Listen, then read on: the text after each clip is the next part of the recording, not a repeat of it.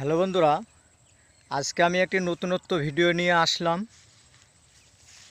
হয়তো পৃথিবীতে লেখক, কবি বা বিভিন্ন প্রতিভাবান অনেকেই আছে বিশ্বে, কিন্তু আমি আমার মতন কারোর সঙ্গে কারো মিলে না। কিন্তু আমি আজ একটা বাস্তব ঘটনা নিয়ে আজকে পরিস্থিতিতে আসলাম।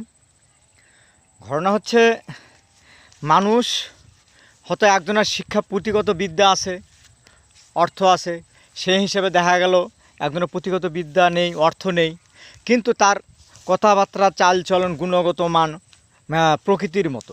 প্রকৃতি যেমন সুজলা সুফলা শস্য শ্যামলা আমাদের এই বসুন্ধরা, কিন্তু সে প্রকৃতি যেমন গাছ ফল দেয়, ফুল দেয়, নিজের জন্য কিছু চায় না। ক্ষিতি অব তেজ মধ্যে আগুন জল মাটি বাতাস চন্দ্র সূর্য তারা আলো বাতাস ছড়িয়ে যায়, তারা নিজের জন্য কিছু চায় না। কিন্তু মানুষের হতে হবে ওই রকম একটা স্বজ্ঞানী মানুষ। কিন্তু একটা জিনিস দেখা গেছে, যে মানুষ হয়তো দেখা গেল মানুষের বিপদ আপদে পাশে বা আহরণ জাগরণ সর্বসময় তার পাশে সহযোগিতা করে গেছে, সে কোনো কারণে হয়তো অসহায় হয়ে গেছে, দুর্বল হয়ে গেছে, সেই মানুষটা যদি দেখা গেল কোনো সময় সেই ব্যক্তিদের কাছে বা সে সমাজের কাছে যদি যায়, সে কিন্তু লোকে সমাজে বলে জ্ঞানহীন পরিস্থিতি। যখন দেখা গেল তার প্রচুর অর্থ নিয়ে মানুষকে সহযোগিতা করেছে, যাদের সহযোগিতা করেছে, প্রাণদান করেছে, বিপদ রোগে ভোগে সর্বক্ষণ তাদের পাশে দাঁড়িয়েছিল, সেই ব্যক্তিকে যখন দেখা গেল কোনো কারণে দেখা গেল অসহায় হয়ে গেল, নিঃস্ব হয়ে গেল, তখন দেখা গেল সে পড়ে পড়ে বিছানায় একাই বসে বসে কাঁদছে। আর তাকে মানুষের যেমন ক্যান্সার হলে যেমন কেউ তার পাশে দাঁড়ায় না, ওই রকম সে হয়ে যায়। কিন্তু তাহলে কি এটাই কি তার প্রাপ্য জীবন? এটাই। আর এই ধরনের আরও কিছু ঘটনা হচ্ছে কি, আমি বলতে চাচ্ছি, বুঝাতে চাচ্ছি, যা মানুষ জীব সবাইকে সচেতনতা হওয়া, জাগরিত হওয়া, আমি এটাই বুঝাতে চাচ্ছি। আর আরেকটা কথা হচ্ছে কি, মানুষ কেউ, আমি এটাই বলতে চাই, মানুষকে মানুষ ঘৃণা করো না। দেখা গেল বিপদ আপদ সুখে দুঃখে থাকো বা মানুষের পাশে দাঁড়াও, এটাই হলো আমি বুঝতে চাচ্ছি। কিন্তু হয়তো আমার কথা হয়তো কারো ভালো নাও লাগতে পারে। আবার এমন একটা দিনে দেখা গেল আমি বলি যে আমার এই কবিতা, গান বা সে বিভিন্ন প্রতিভা বা ফুটবল বিভিন্ন কিছু, তোমরা এক কাজ করো, লাইক কমেন্ট শেয়ার করো।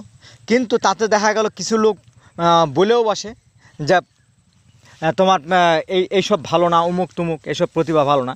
কিন্তু তাদের আমি খারাপ বলছি না। যারা মদ খায়, বিড়ি খায়, সিগারেট খায় বা দেখা গেল নেশায়, দেখা গেল এমনকি যারা পতিতালয়ে থাকে, এরকম ধরনের কিছু লোক দেখা গেল হয়তো এমন একজন ব্যক্তি আছে শিক্ষিত, দেখা গেল অর্থ সম্পদ মান সম্মানে ভরা বলছি, কিন্তু যখন দেখা গেল পাশে দাঁড়ানোর কথা বলা হচ্ছে, সে কিন্তু পাশে দাঁড়ানো না। যে দেখা গেল যে বস্তিতে থাকলে মানুষের সবাই ঘৃণা করে, সেই ব্যক্তি এসে একটা অসহায় ব্যক্তিকে সহযোগিতা করলো, তাহলে তার গুণগত মান ভালো কি মন্দ, এটাই হলো আমি এই সমাজের চোখে আজকে এটাই আমার কাছে মনে করব চূড়ান্ত আমার জীবনের ঘটনা। এবং এটাই আমি বিস্তারিত বলতে চাচ্ছি, বুঝাতে চাচ্ছি।